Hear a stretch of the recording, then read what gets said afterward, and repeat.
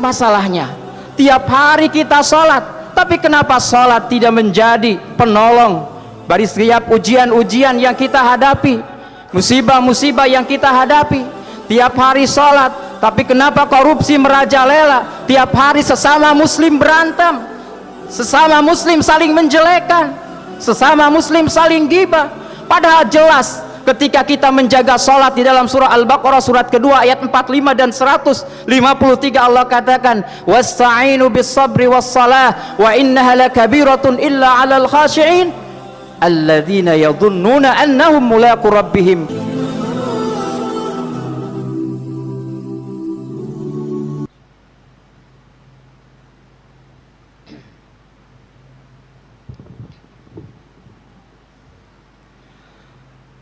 Innal hamdalillah nahmaduhu wa nasta'inuhu wa nastaghfiruh wa na'udzu billahi min shururi anfusina wa sayyiati a'malina may yahdihillahu fala mudilla lahu wa may yudlilhu fala hadiya lahu wa asyhadu an la ilaha illallah wahdahu la syarika lahu wa asyhadu anna Muhammadan abduhu wa rasuluh la nabiyya ba'dah.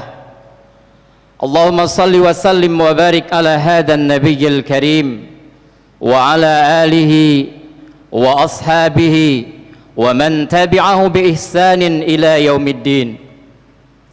Fa ya ibadallah usi nafsi wa iyyakum bi taqwallah faqad fazal muttaqun.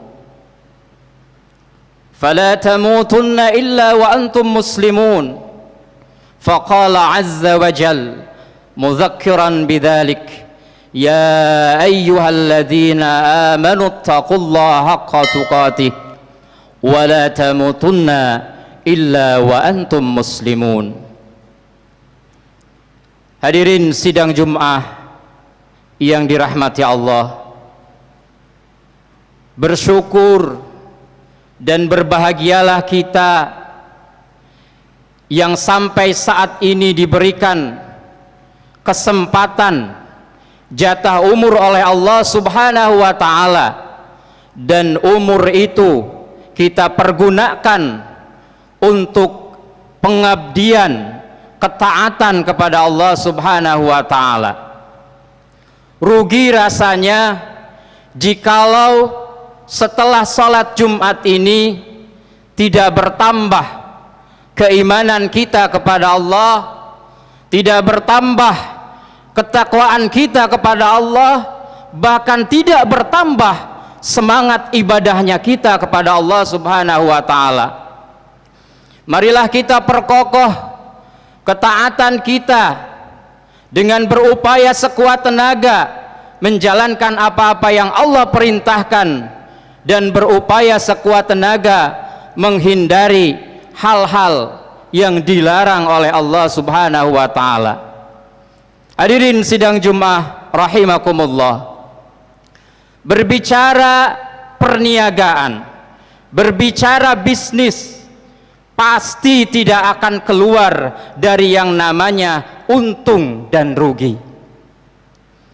Akan tetapi Allah Subhanahu wa ta'ala menawarkan kepada kita satu perniagaan, satu bisnis yang dimana ketika kita melakukan hal itu kita akan mendapatkan keuntungan dan sama sekali tidak akan mendapatkan kerugian. Allah Subhanahu wa ta'ala berfirman di dalam surah Fatir surat ke-35 ayat 29 dan 30.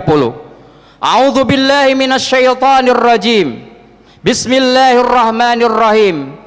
Innal ladzina yatlunal kitab wa aqamus shalah wa anfaqu mimma razaqnahum sirran wa alaniyah yarjuna tijaratan lan tabur liwaffiyahum ujurahum wa yazidahum min fadlih innahu ghafurun syakur. Sesungguhnya orang-orang yang senantiasa membaca Al-Quran, orang yang mendirikan salat, orang yang berinfak, menafkahkan hartanya, menafkahkan apa yang Allah anugerahkan, sirra wa alaniyah, baik secara sembunyi-sembunyi atau terang-terangan. Kata Allah, yarjuna tijaratan lang tabur, mereka itulah pebisnis, mereka itulah orang-orang yang berniaga dengan Allah, lang tabur, dan perniagaannya tidak akan pernah rugi. Liwafiyahum uzurahum, agar Allah menyempurnakan pahala atas mereka, wa yazidahum min fadli, dan Allah menambahkan kepada mereka karunia-Nya. Innahu ghafurun syakur, sesungguhnya dialah Allah yang maha pengampun dan maha mensyukuri. Di dalam ayat tadi Allah memuji 3 golongan. Yang pertama, di dalam tafsir Ibnu Katsir dikatakan, anna man qara'a hadhil ayah yaqulu hadhihi ayatul qurra, bahwa yang pertama ketika kita ingin berbisnis dengan Allah dan mendapatkan keuntungan, senantiasa membaca Al-Quran setiap saat. Imam Asy-Syaukani mengatakan di dalam tafsirnya, yastamiruna bitilawatih wa yudawimuna, senantiasa kita membaca Al-Quran sampai kita nikmat, sampai kita menjadi kebiasaan membaca Al-Quran. Betapa besar pahala yang kita dapatkan ketika kita senantiasa akrab dengan Al-Quran. Kita dianggap oleh Allah sebagai keluarganya. Bahkan kita yakini bahwa Al-Quran itulah yang akan menjadi penolong kita pada hari kiamat di hadapan pengadilan Allah nanti. Iqra'ul Quran, kata Rasulullah, bacalah senantiasa Al-Quran, fa innahu ya'ti yaumal qiyamah syafi'an li ashabi, karena sesungguhnya Al-Quran itu akan datang pada hari kiamat sebagai syafi', sebagai penolong li ashabihi, bagi para pembacanya. Bahkan ketika kita senantiasa membaca Al-Quran di masjid, Rasulullah selalu mengingatkan kepada kita, majtama'a qaumun fi baitin min buyutillah yatluna kitaballah wa yatadarasuna bainahum illa nazalat alaihimus sakinah wa haffathumur rahmah wa haffathumul malaikah wa ghasyiathumur rahmah wa dzakarallahu fima indah.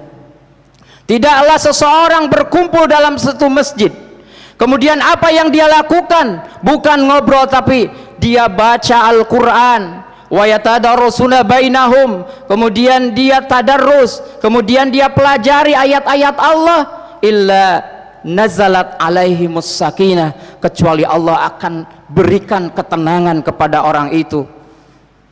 Wa haffathumul malaikah, kemudian dia akan dikelilingi oleh para malaikat yang mendoakan, wa ghasyiathumur rahmah, dan dia akan diliputi oleh rahmat Allah subhanahu wa ta'ala. Tapi kenyataannya sebagian orang pada zaman sekarang masih banyak yang beralasan bahwa kita malas untuk membaca Al-Quran, padahal Al-Quran itu hudal linnas, petunjuk seluruh kehidupan kita. Dari mulai masalahnya apa, solusinya apa, itu sudah ada di dalam Al-Quran. Tetapi kita terkadang malas untuk mempelajarinya. Bahkan sebagian orang banyak yang beranggapan tidak punya waktu untuk membaca Al-Quran, padahal tiap hari dia diasikkan dengan gadgetnya, tiap hari dia diasikkan dengan handphonenya. Justru dengan hal itu yang akan menjauhkan kita dari rahmat Allah subhanahu wa ta'ala. Hadirin sidang Jum'ah rahimakumullah. Yang kedua, di antara bisnis yang tidak pernah ada ruginya adalah senantiasa kita mendirikan sholat. Sebagaimana kita tahu bahwa yang pertama Allah akan evaluasi bagi orang yang visioner, bagi orang yang akhirat oriented, bagi orang yang suatu saat yakin akan bertemu dengan Allah dan harus mempertanggungjawabkan apa yang pernah dilakukan di dunia. maka dia akan mulai dari salatnya. Karena Rasulullah selalu mengingatkan kepada kita, awwalu ma yuhasabu bihil abdu yaumal qiyamah as-shalah. Yang akan pertama Allah hisab pada hari kiamat adalah salatnya. Salat yang akan menjadi barometer seseorang. Salat itulah yang akan menjadi penolong dari setiap permasalahan-permasalahan yang kita hadapi. Masalahnya, tiap hari kita salat, tapi kenapa salat tidak menjadi penolong dari setiap ujian-ujian yang kita hadapi, musibah-musibah yang kita hadapi? Tiap hari salat, tapi kenapa korupsi merajalela? Tiap hari sesama muslim berantem, sesama muslim saling menjelekkan, sesama muslim saling ghibah. Padahal jelas ketika kita menjaga salat di dalam surah Al-Baqarah surat kedua ayat 45 dan 153 Allah katakan, wasta'inu bis sabri was salah wa innaha lakabiratun illa 'alal khashi'in alladzina yadhunnuna annahum mulaqu rabbihim wa annahum ilaihi raji'un. Kalau punya masalah, baik di keluarga, baik di kantor, baik di perusahaan, baik dengan tetangga, maka minta tolonglah, kata Allah, dengan salat. Dan hal itu sungguh berat kecuali bagi orang-orang yang khusyuk. Siapakah orang yang khusyuk? Alladzina yadhunnuna annahum mulaqu rabbihim, yaitu orang-orang yang suatu saat yakin dia akan bertemu dengan Allah, wa annahu ilaihi raji'un, dan hanya kepada Allah dia akan kembali. Dan Allah katakan di dalam surah Al-Ankabut surat ke-29 ayat 45, aqimis shalah innas salata tanha 'anil fahsya'i wal munkar. Dirikan salat, sesungguhnya salat itu mencegah seseorang dari perbuatan keji dan munkar. Jadi kalau betul salatnya, menjaga hak salatnya, pasti salat itu akan menjadi penolong bagi seseorang, dan salat itu akan menjauhkan dari perbuatan fahsya dan munkar.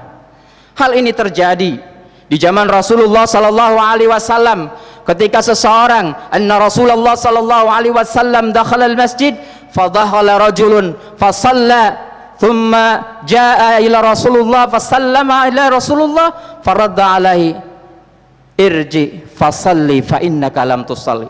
Ketika Rasulullah masuk masjid, ada seseorang yang salat, kemudian dia salat, setelah selesai salat dia mengucapkan salam kepada Rasulullah, faradda alaihi, kemudian Rasulullah membalas salamnya.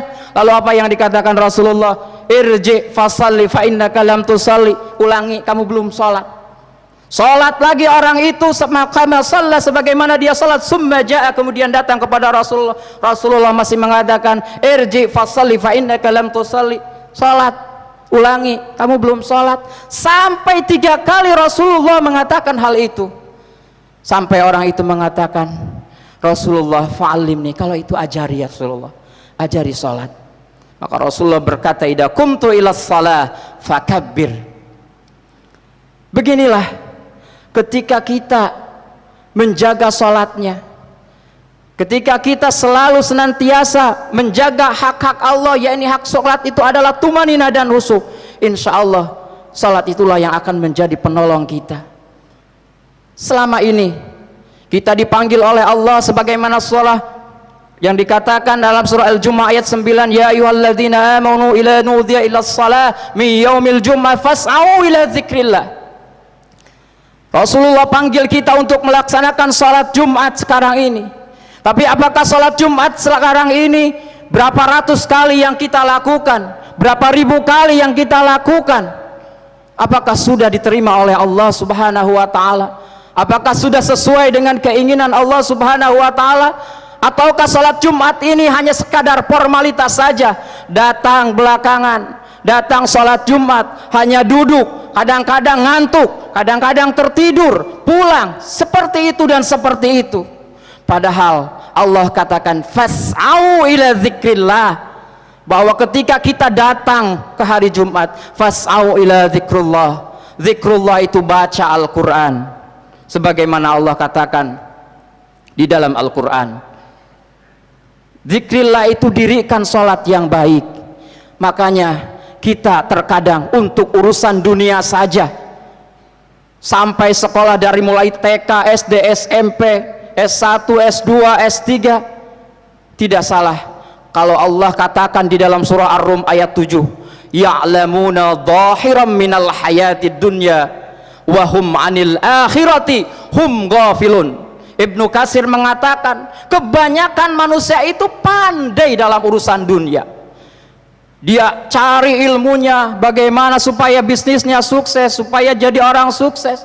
Wa hum 'anil akhirati hum ghafilun. Sedangkan untuk urusan akhirat dia santai-santai saja, biasa-biasa saja, padahal itulah yang akan menyelamatkan kita di hadapan pengadilan Allah Subhanahu wa taala. Hadirin sidang Jumat yang terakhir, yang ketiga, ketika kita berbisnis dengan Allah, maka berinfaklah. Ketika kita berinfak dimanapun, berinfak di jalan Allah, kita memasukkan ke kontak infak, apakah pahalanya berlipat-berlipat?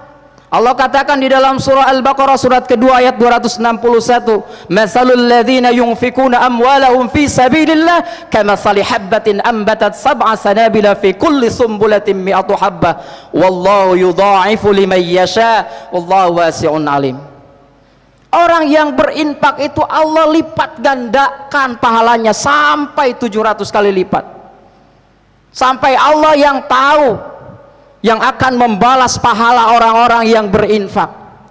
Ketika kita berinfak, jangan pernah ada dalam pikiran kita, kalau saya berinfak nanti uang saya habis, uang saya tidak ada. Allah berfirman di dalam surah Saba surat ke-34 ayat 39, wa ma anfaqtum min syai'in fahuwa yukhlifuhu wa huwa khairur rajikin. Dan tidak ada satupun yang kita infakkan fahuwa yukhlifu, kecuali Allah pasti akan ganti. Allah ganti. Wa huwa khairur razikin, dan Allah sebaik-baik pemberi rizki. Ibnu Katsir di dalam tafsirnya Al-Qur'anul Azim mengatakan bahwa orang yang berinfak di dunia saja Allah akan ganti, apalagi di akhirat kelak. Di dalam menafsirkan ayat ini, Ar-Razi mengatakan bahwa ayat ini mengaplikasikan, menafsirkan hadis Rasulullah sallallahu alaihi wasallam yang diriwayatkan oleh Imam Bukhari. Rasulullah bersabda, "Ma min yaumin yusbihul 'abdu fihi famajalani al-malaikah fayaqulani ihdahuma Allahumma a'ti munfiqan khalafan wa yaqulul akhar Allahumma a'ti mumsikan talafan." Rasulullah bersabda, tidaklah suatu hamba berada di satu pagi, di pagi hari, kemudian turunlah dua malaikat, dan malaikat mengatakan, yang pertama berdoa, Allahumma a'ti munfiqan, ya Allah berilah orang-orang yang berinfak itu khalapan, ganti, munfiqan khalapan. Dan yang kedua malaikat justru mendoakan, Allahumma a'ti mumsikan talafan, ya Allah binasakan harta orang-orang yang suka memendamnya. Karena karakter manusia itu pada awalnya kikir, pelit. Innal insana khuliqa halu'an, idza massahu syarru jaju'an wa idza massahul khairu manu'an. Jadi hadirin sidang Jumat, untuk itu marilah kita senantiasa berbisnis dengan Allah. Yang pertama, bacalah Al-Quran setiap saat, karena itulah yang akan menjadi penolong. Yang kedua, dirikan sholat, pelajari ilmu sholat, dari mulai zikrul lisannya, bacaannya dari sekarang kita pelajari. Jangan-jangan sampai sekarang kita nggak paham apa yang kita baca. Kemudian zikrul arkan, gerakan-gerakannya sesuai dengan yang dituntunkan Rasulullah, pelajari. Jangan-jangan sekarang kita sholat itu hanya ikut-ikutan saja.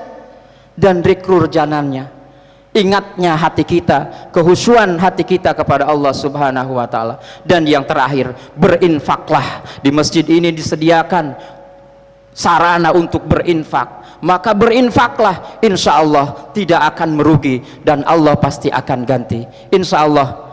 Saudaraku, Hadirin sidang Jumat yang dirahmati Allah, ketika kita melaksanakan hal itu, Allah akan jadikan kita pahala yang berlipat ganda kepada kita. Allah akan berikan karunia, Allah akan ampuni seluruh dosa-dosa kita sesuai dengan yang termuat dalam surah Fatir ayat ke-29 dan 30.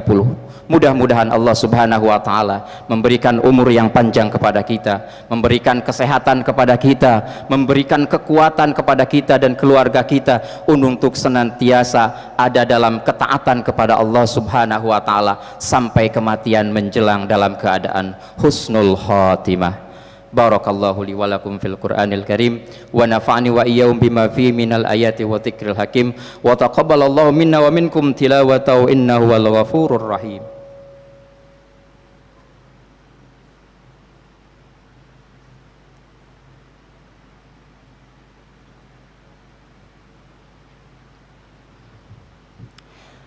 Innal hamdalillah alladzi idza arada bi ummatin khairan waffaqaha litamassuki bidiniha wal muhafadhati ala kiyaniha wassalatu wassalamu ala nabiyyina wa hadina Muhammadin jaa bi aqidati at-tauhid wat tanzih wa amara bit ta'ah wa hassa ala at-tahalli bi akhlaqil islamil 'aliyah wa bidzalik fattaqullaha haqqa tuqatih wa ati'uhu haqqal ita'ah wa la tamutunna illa wa antum muslimun. Faqala azza wa jal inna allaha wa malaikatahu yusalluna 'alan nabi ya ayyuhalladzina amanu sallu 'alaihi wa sallimu taslima.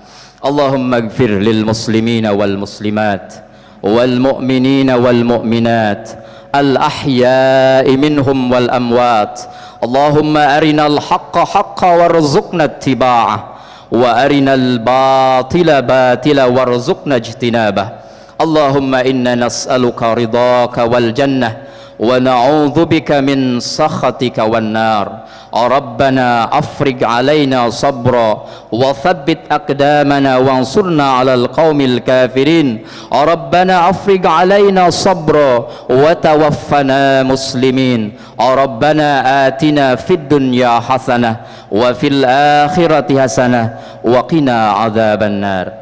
عباد الله إن الله يأمر بالعدل والإحسان وإيتاء ذي القربى وينهى عن الفحشاء والمنكر والبغي يعظكم لعلكم تذكرون ولذكر الله أكبر وأقيموا الصلاة.